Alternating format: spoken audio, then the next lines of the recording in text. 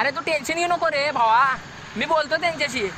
यंदा डीजे जोरात वाजाय पाहिजे बघ, लोकांची घराची दारं हजराय पाहिजेत कशी, ढार ढेर ढार ढेर. हां पेमेंट केलं बघा, चेक करा.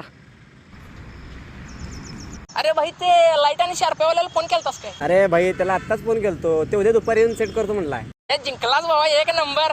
यंदा हंडी जोरात व्हायला पाहिजे बघ, आपल्या एरियामध्ये आपलंच नाव व्हायला पाहिजे. अरे भाई होणार की, त्यात काही इश्यू आहे काय?